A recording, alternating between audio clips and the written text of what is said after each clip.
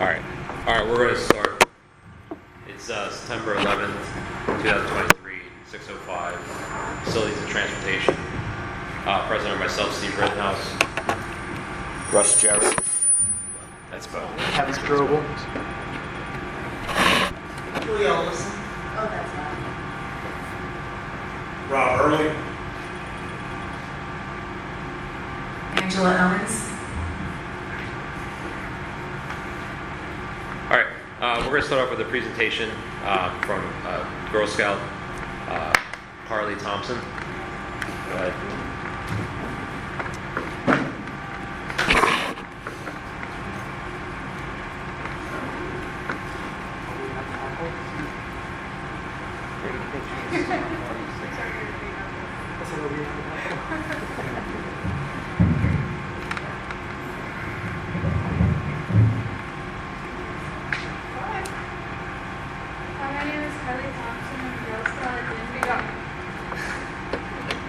Hi, my name is Carly Thompson. I'm a Girl Scout at Danbury Service Unit 1080, and I'm a 7th grader at Danbury Middle School.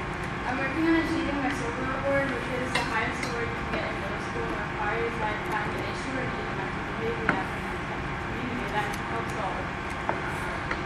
I'm required to spend at least 50 hours assembling a team, fundraising, and completing my project. What part? You need to speak louder. Can you hold the microphone?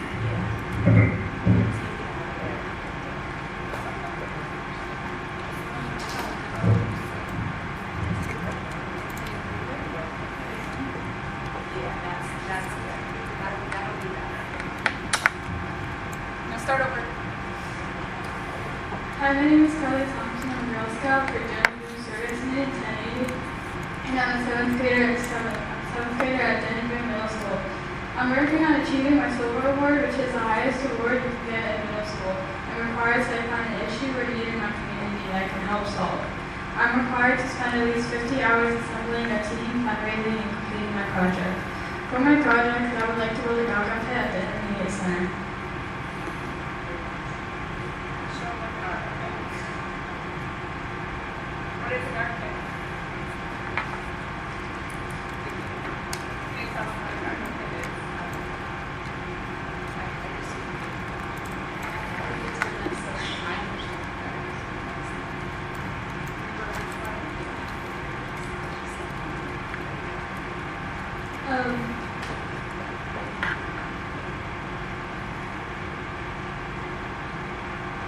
Are the Gaga balls game similar to dodgeball? Why did you choose Gaga Ball? I chose Gaga ball because when I was in elementary school, we would play Gaga ball at the gym, but we had to set up tables, and every time like a kid hit the ball, it would hit the tables and take the ball over.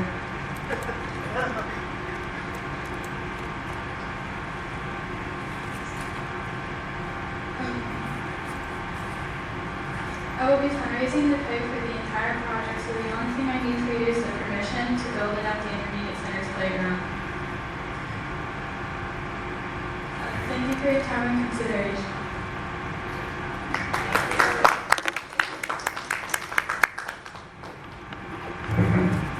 Go ahead. Thank you for that excellent presentation.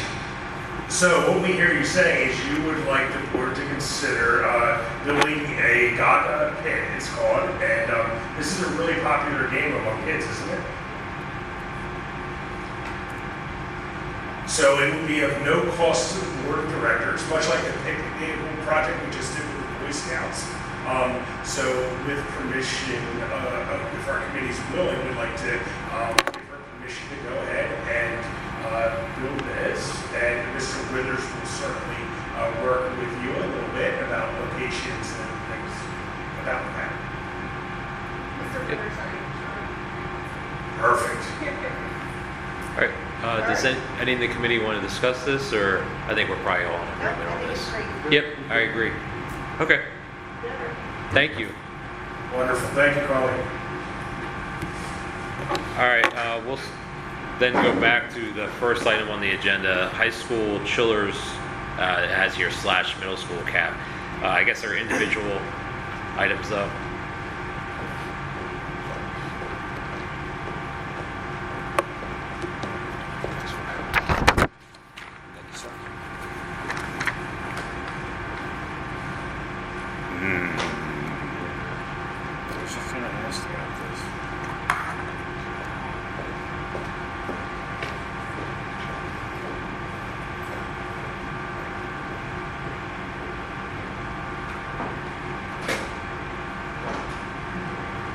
Okay, this conversation falls under the conversations we don't like to have. Our chillers are in disrepair right now, and we have some very serious issues which we're going to need to address as a school district. A chiller, basically, for those of you who don't know, is it takes the hot air out of the building and cools that air for us. And certainly it's created some problems here in the first 2 weeks of school. Particularly, it's created some issues at the high school. It is malfunctioning. Our 70-ton chiller, if you look on this executive summary here, is not functioning anymore. It is beyond repair at this point in time, so it is out of service for good. Our 250-ton chiller is running on its last legs at this point in time. That's the bigger one. It's running at about 50% efficiency. It can be repaired, and we're either going to need to repair this or replace this. Most likely we're looking at a repair for this, but they still need to do a little bit more detailed work on it for us. We also have 10 rooftop ventilation units that require replacements. Currently, these units, they have exceeded their life expectancy, which is 15 to 20 years. Some of our units are now up to 25 years old, so we have certainly got our money's worth out of these units. And it is time to replace, and this is exactly why we have a capital reserve and why we put that money away over the years. But it's time, and it's time to get these done. Just some other pieces of information to give you an idea. Obviously, this has affected our air conditioning, particularly in the annex section of the building, which is the old half. So it's basically from this part down in the building have been affected. We have no AC in the old gym. That's not quite as important, but there's classrooms that have limited AC or inconsistent AC because we're running, the one is completely done and our 250-ton chiller is running at 50%. So it's not as cool as we'd like to get it. We're getting some, but it does create some problems, significant problems for us. We're very concerned and trained who we brought out because obviously this is above the level of expertise of our people, of Hawters, and they're extremely concerned, needless to say, about this also. To give you an idea, also some additional pieces of information that I think are relevant here. Since 2020 at the high school alone, this is the number of repair costs we've had. It's totaled $1,367,000 approximately in repair costs to keep these things up and going. And again, the 70-ton chiller is not repairable at this point in time. They basically band-aid these things as long as they possibly can. The other thing which we also need to do and we'd like to get, these are called, I'm not as familiar with this, they're called WSHP2 units. Those are the units you see, like if you were walking to my office and we're in Tom's office, they need to be, we'd like to have two on hand. And part of the reason why we'd like to get two of those on hand is so when they're starting to age and we need them for either parts or to replace ones that break down periodically throughout the building. We're considering bringing Trey out, obviously, for all this stuff, and that's going to need to be, we're going to recommend we purchase them also. Our middle school, why we're at this and we're talking about this, our middle school is getting to the point where we're going to need some work too. So we're also recommending that we look at our middle school currently. Since 2020, our repairs haven't been as significant. They've totaled $130,000, which is still not good, but that is there. There have been, to give you an idea where we've been this year so far, we've had 26 work orders since the start of the school year on their units to keep them up and going to a reasonable level so we have some sort of air conditioning in different spots in the building. What we're looking at right now tentatively is we're looking at 13 rooftop units and more importantly, the 2 kitchen system units.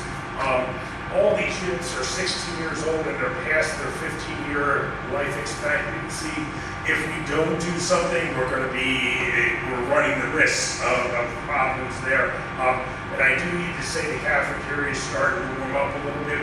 Where the kids are at, we have a little bit of air conditioning, but if you go back to where the workers are and they prepare their food, that's the one that's really not, it's just flat out not working. So that in particular needs to be done.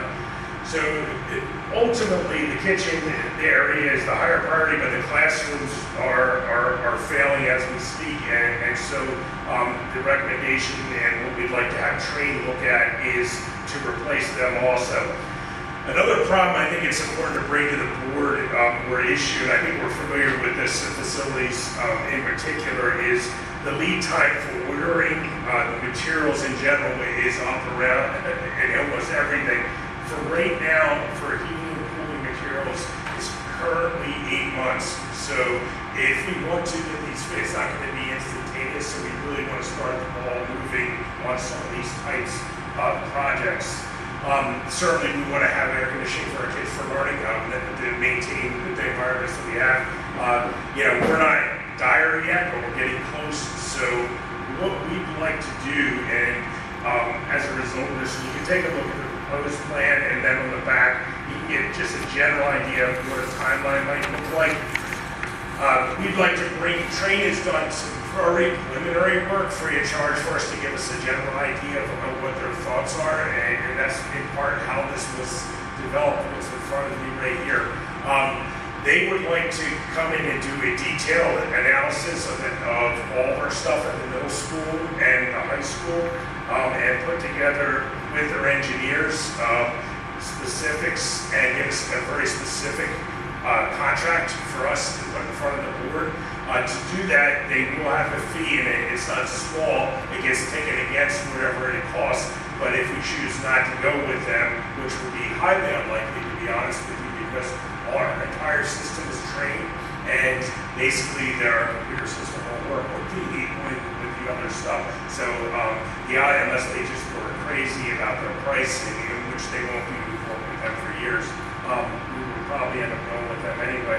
But what I'd like to do next week, if you guys are okay with it, I'd like to put it in front of the board, and they would piece it together for us, a proposal that they would bring in their engineer, and they would bring in like all their people in to do an exact cost proposal for us for the project of the HVAC infrastructure upgrade at the high school and also at the middle school to ensure this, and so that we'd have to sign a letter of agreement with them in regards to that, where we'll be on the somewhat financial, not anywhere near the whole project. The whole project itself, and I say this very ballparkish because we basically were doing it with one other people, but we're looking at, the chillers are very expensive. We're looking at over $1 million, most likely like $1,300,000-ish. But I also, when we look at this, we also have to look at the amount in the last few years we spent on repairs, and you can see how this starts to add up quickly here. I have a question. Sure. When they go through this comprehensive look at everything, a 10-year, 25-year, 15-year, you may not like to look at the number, but it makes sense to me if you sit down and go, okay, with 15 years, you'd like to be able to spread that expense over 15 years instead of buying, 40 of them at one and then wait until they die, and if they die off, to start replacing them in a 15-year to 17-year cycle when you know the repair score, wherever that repair line starts to go high, and really kind of manage it out like we did with all the technology, how to fix expense.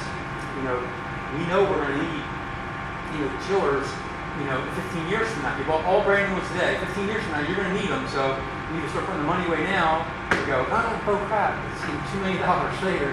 So while they're doing that, it might be a great opportunity to do that right now and set that up ahead of time so that there's the fix.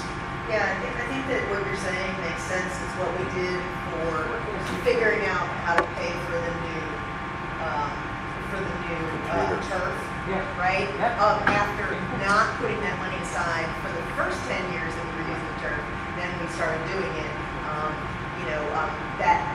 How we plan for the next situation, so it's not a crisis. I think that falls under the strategic planning process. It's a real right? expense. it's a real expense. I mean, But it's not like it's knowing not how much we set aside in the capital budget for Yeah. those things in the future, I think So that no makes matter what's in sense. that capital budget, pick a number, it's $10 million. No, because it's not, you know, 6 million of it's for turf, this and that, and Yeah. other things, I mean, because it's coming. So it's either you can be a fireman, plan, have time to try to contain the expense. I'm going to defer to my facilities director on that. He's not here today. He's sick, by the way. This guy's not here. So the exact, I'd like to, I don't have every detail.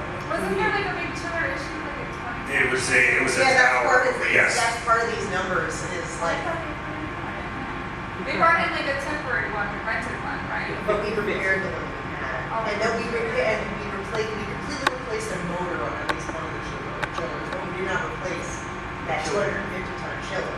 Correct, that was the other part of the high school. Other part of the high school is where all the, like, the water, there was So issues was there with the a- water tower there. And you're right, that was expensive too. Units on the I feel roof. like there's a chiller every year. But There that's the will be. point, is that maybe in the future we won't have to do that, right? We won't have to wait till There's it's more ready. than 15 on all these buildings. Yeah. Divided by 15, I can promise you it's going to be 5 or Yeah. 6 a year, One- probably.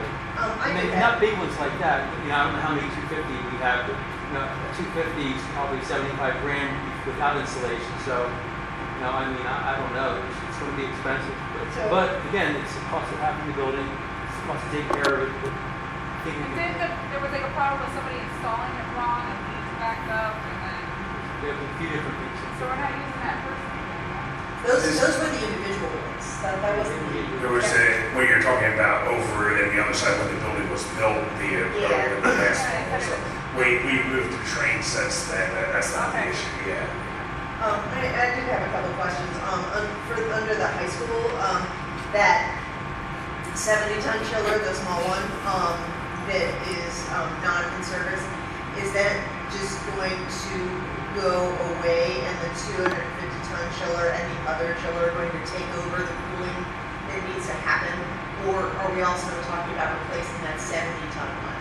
Julie, that's a really good question. The preliminary right now, the thought process is, and again, this is part of the reason why we're bringing Yeah, our experts around I just this. wanted to know where the thoughts are right The now. thought process, the 70-ton is completely not fixable. No, I that's understand. right. So, And yeah. that will be replaced. It'll be replaced, okay. The 250-ton, we're looking at, And we're gonna because there's repair. some useful life there, and most likely that's going to be a repair. However, we're going to look at it from, and this is one of the things they're going to be doing for us here, is we're going to be looking at the cost effectiveness. Is there a better way, whether you can get a bigger unit and it may make it cheaper for us? They're going to be looking at those different options for us. Another piece, which is not included in your executive summary, they're going to be looking for to see if there's any. I don't like to promise anything, 'cause I know like they like to say things like this, but is there anything from having a more efficient unit, utility reductions? There's some incentives that are out there potentially, but until we get that in writing, I don't want to go there. I want to be as transparent and more like worst case scenario for you than anything else at this point in time. The other question I had was, so what we have here is our AC issues. I know there are also some H issues, and we have, is there going to be part of it? I know that wasn't the emergency situation with the I think temperature being 90. That's actually all part of the plan when they come out and evaluate. Okay, That's part of it. It also includes at the middle school connecting the heating units to the ductwork, which Right. apparently is an issue.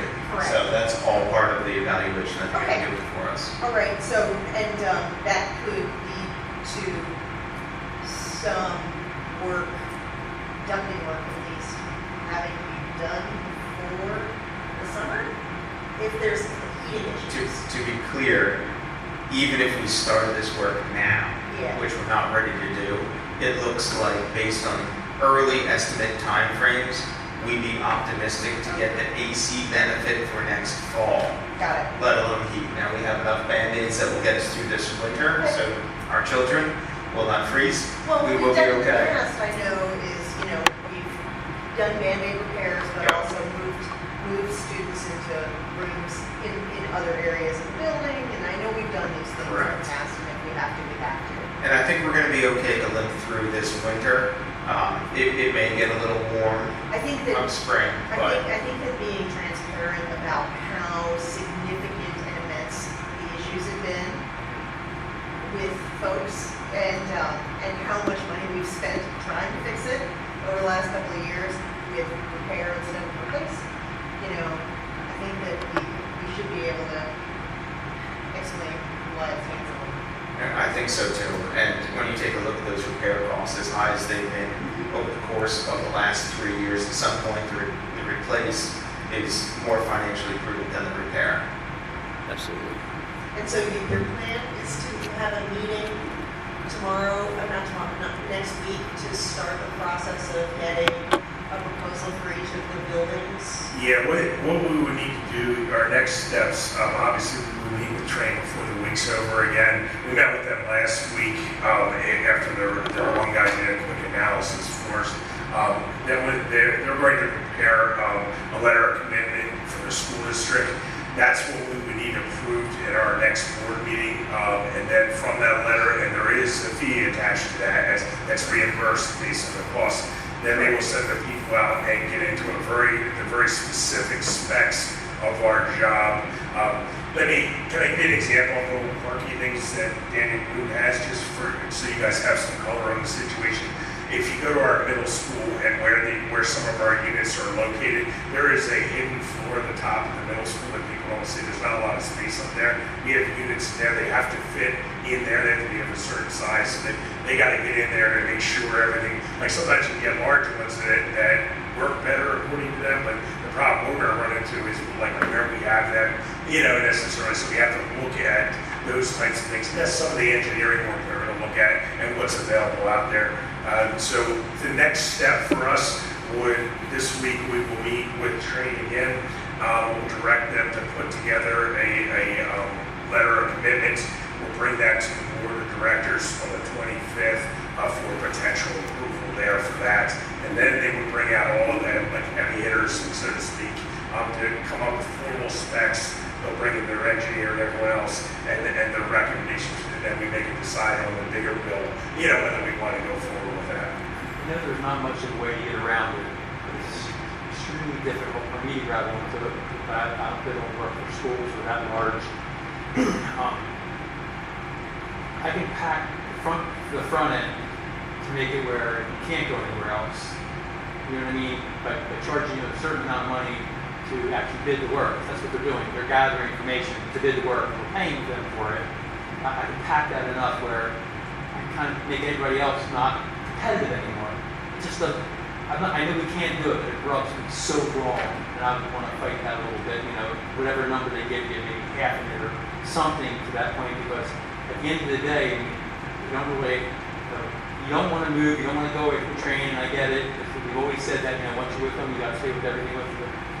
Don't put the gun against the head on this one. It just doesn't feel good. That's one. I'm not saying don't do it. It doesn't feel good. I don't like it. All right. So if I have your permission, we'll get all that together for the next meeting and just put it in front of the whole board. Sounds good. It's SOP though. Yep. Good?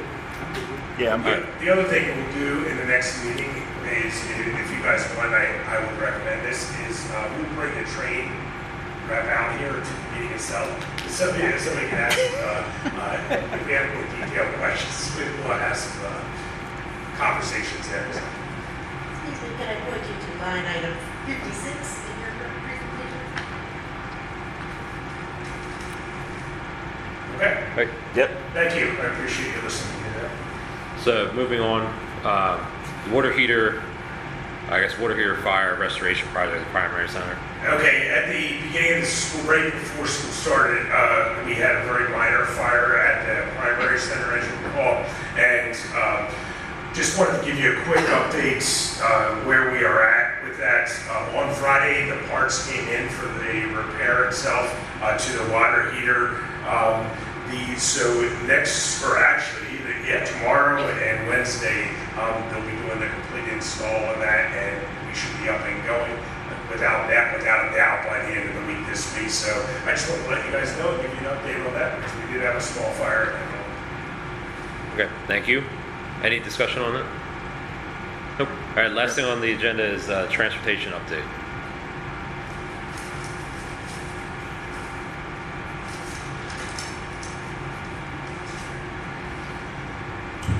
Okay, first we want to give you an update. Overall, our transportation this year, as we've spoken about a few times, especially in comparison to last year, is much better. That does not mean it hasn't been totally flawless. There's always some issues. There's always things we're trying to deal with. One of the things we wanted to do an update you guys about is, it's more informational for the board itself, is to give you an idea of some of the things we look at when the routing is done, what Trice looks at when the original routing is done, and then when we're going back through and auditing their routes, for expectations, where they are. And it also might give you an idea when there's, once in a while, we get a complaint or two, which on the surface may make sense, but then when you really realize how the routing is done, you understand the things that have to be balanced from a financial standpoint. Some of the examples of some things, just to kind of make the board aware, if you hear something like, the bus drives by my house, well, they just pick my kid up right there and do it then. And a lot of times when that happens, I can tell you 90% of the time, 99% of the time when that happens, it's because the side of the bus they want to pick the kid up on, they want to pick them up on the door side from a safety perspective, which makes a lot of sense from a logical standpoint. I think there is a little bit of a difference when you start to look at it, depending on the road itself they're picking the kid up on and the age of the child, but as a general rule, you'll see that type of stuff. In terms of the times of the route, like we try to, our routes for in-district students, and this is nothing that has been invented recently, this has been the way the board has decided to do things over the years, and we upon our recommendations also. A rule of thumb we try to use is an hour at the most for our students. Ideally, we kind of shoot for 50 minutes at the most for our students. Some things that come into play, and I just need to be 100% transparent, because sometimes there is competing issues that need to be balanced, and sometimes we get them right with the transportation company, sometimes we get them wrong. But keep in mind, every bus stop we put on a route increases the time of the route. So when parents ask for, ideally we'd like to pick every kid up and right at their house. But the reality is we have to condense them and have stops of a certain number of kids, and that logically makes sense. So if you were like to break up, I say we have a bus stop with 10 kids, if you break it up to 2 5s, well, that's going to add another 5 minutes by the time you load the kids and things like that. That'll add another 5 minutes to the route. So those are kind of some competing things that we deal with. The other ones are just accidents of geography and accidents of building. We have a rather large district from a geographical perspective, not necessarily a population perspective. We're kind of in the middle there. But keep in mind, it's not just, our middle school is all the way on that side of the district. We pick kids up to go to our middle school all the way from Geigertown. And if you go to Fire Tower Road and those places, that is a long way. I drive by it every day. That's a long way. And when you couple that with bus stops that you have to have along the way, because you're not just going to send a bus out for 2 kids, it starts to add up the time for some children at times. We try to minimize that. We try to work collaboratively with the parents and with the bus company to try to make them as tight as they can. But those are some of the obstacles we run into.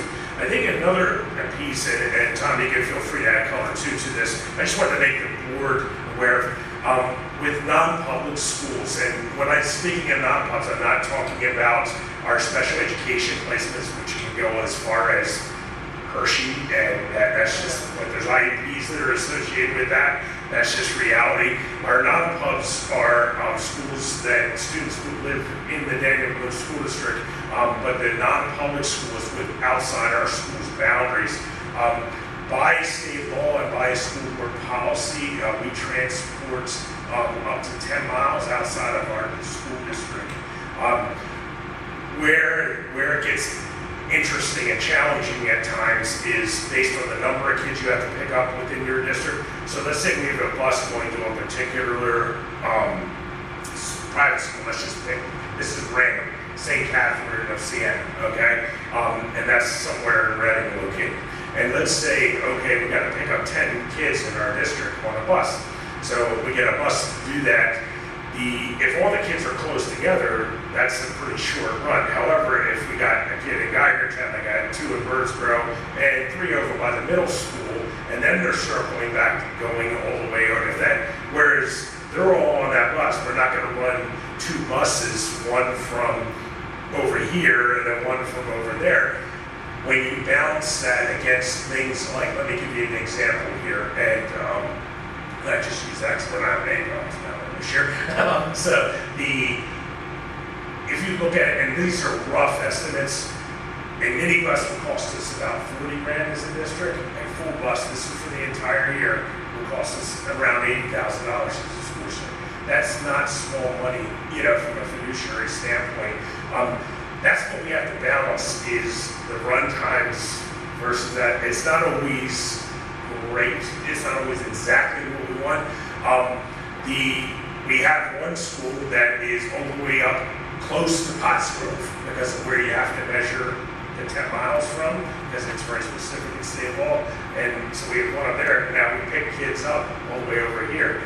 Not a lot, but we do, so we got to get a bus over it. So you can kind of see how, what it ends up doing in effect, let me simply put it, what it ends up doing sometimes with your non-pubs, most of the kids will have a good short ride, relatively short ride given where the school's at, but sometimes because of where they live and the fact you're not going to run 2 buses unless the number of kids warrant having 2 buses, you end up having a huge range in your non-pub.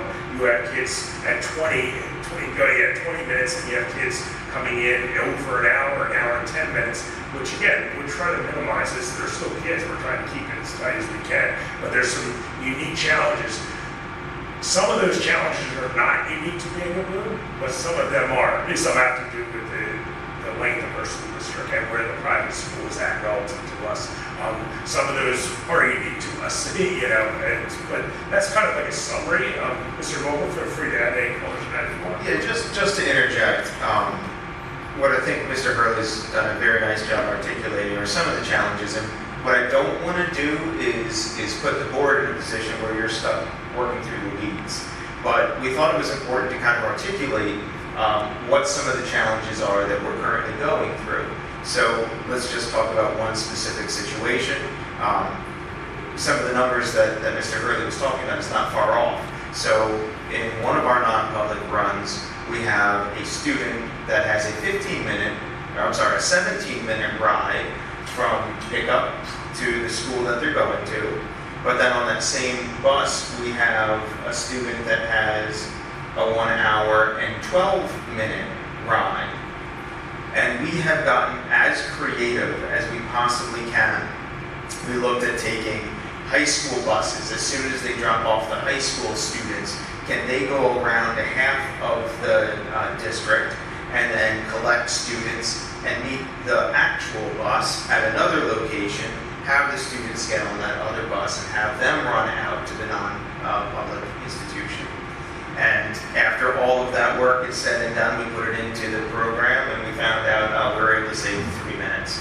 So we're at the point now where we've done all the creative solutions that we possibly can come up with, both from Price and our own transportation department, as well as the administrative team, just brainstorming ideas to start cutting down runs any more significantly. We have to be taking a look at adding additional vans or buses. And as Mr. Hurley mentioned, that comes with a significant dollar. And so what I'm trying to do is I'm trying to make sure that I clearly define that target to our transportation department, because again, poor leadership on my part, I constantly well, let's see what we can do to get it down lower, and how else can we move it? And I feel like I'm kind of moving that target on them a little bit. So what I want to make sure that we do collectively is make sure we're defining what those expectations are. And again, Mr. Hurley, I think, did a nice job articulating. For years, we've had this gentle understanding of what those times are. But I want to make sure that we're pretty specific, because if I'm going to be saying, hey, we have this run at 1:30, that is probably an appropriate time to add a van. or some type of solution there. But if we're within the window of acceptable time frame, at that point, it's what it is. And that's really where I need to make sure that we're all on the same page. Because, again, I know you live in the community, you hear all the comments, you hear the frustrations. My child's been on the bus run this morning for 52 minutes, and that's too long, and I don't necessarily disagree. I'd like to get that time down as much as possible, but at the same time, these are the constraints that we're working within. So, again, what we'd like to do is kind of put pen to paper and put together our guidelines, what it is that we believe is best practice for us to work within, and then make sure that that's in front of the board.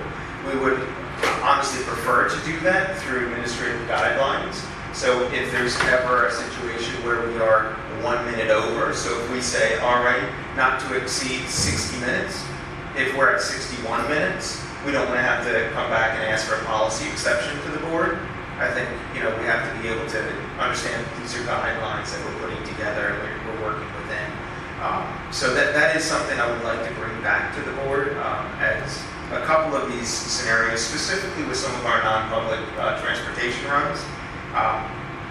We're following the same guidelines that we use for our students. So the transportation runs would be the exact same as our Daniel Boone students if they were coming to a Daniel Boone school, but they're going, let's say, 10 miles outside of our boundaries.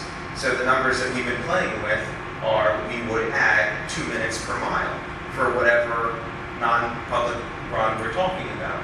So if this particular run is going 10 miles, which is the limit of what we could go to, we would add 2 minutes per mile, so an extra 20 minutes. So if we're saying our target is 50 minutes per run, that's what we want for our students.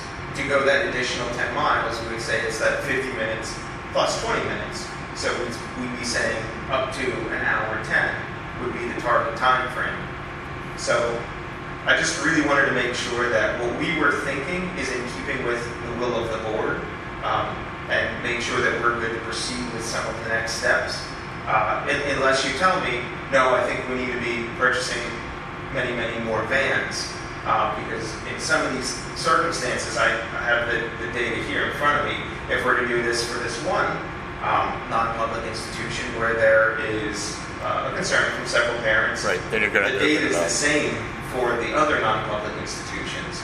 So it shouldn't be something where we just respond to those that are voicing displeasure. It should be a uniform approach that we implement across the school district. So that's kind of where we are right now. I'm trying to standardize some things. I'm interested to hear your thoughts. What's the longest non-public run? So, Mr. Hurley, correct me if I'm wrong, I believe our longest ones that we have that are not placements, we would have Berks Catholic, which is just under 10 miles. And then I think we also have, How long have they been on the bus? what's that? How long? How long? So in this particular case, it looks like the longest run is 1 hour, 26 minutes. I was a country kid, my bus ride took this long. And again, I'm coming from a similar experience coming from Brandywine Heights. It wasn't uncommon for a bus ride to be over an hour, but I'm also aware, and again, in that particular case, we're talking about high schoolers. So I think high schoolers are a little bit different than our elementary. We don't want accidents on the bus. So even like taking a look at the way that we have our run times set up across the district, the shortest runs are down in the primary center. I think Coventry Christian is also just under 10 miles. So again, in that case, there's a student that has a 1 hour and 12-minute bus ride. And then of course on the same bus, it's also 17 minutes. But how long is the longest public bus ride? The longest public right now for us, which is currently being fixed, because we just spent a lot of time going through this data as well, and we noticed a couple of things. Currently it's an hour 12, but we're looking on cutting that down. It needs to be under an hour for us. I spoke to bus drivers, and they said their biggest issue is the intermediate center, trying to get into that. The bus is low in the back lot by the playground No, they're up front. The parents are now in the back. Okay. She was wondering why the buses couldn't come in off of, what's that road you mean there? Weaverstown? Oh, wait a second. I'm sorry. You're saying intermediate. I'm thinking primary. Let me get my head Yeah, around the buses that. loaded in the back, right? They're still loaded. Intermediate, there's, Sunday, yeah, they're still in the front for intermediate. Yes. right, because they said it's a total cluster mess trying to get buses. Is that the morning? Because the parent, from what it sounds like, both pick up and drop off. There's so many parents So blocking the buses from getting. So I think the difficulty at the IC is it gets backed up, and I was actually over there standing, making sure it doesn't get backed up to Old Airport. They generally move the parent pickup pretty quickly, and they generally make room for the buses to get out. I haven't So seen they it. don't even know able to load like three or four buses at a time because They- buses can't get in. They do by practice, just so the kids aren't walking that far along the buses. So they'll load up 3 and then ship them out, 3 or 4. Actually, I think they're up to 4 buses at a time, then ship them out, and then the next buses come right behind them. But that's, again, more of a practice, just not having kids walk that far along the building. So now that we've moved second grade to the intermediate center, do they still treat them like they're little because, or are they just expected to know their bus number? Because I was told that was an issue as well, that kids were starting to know their bus number. So in They second just run grade, out.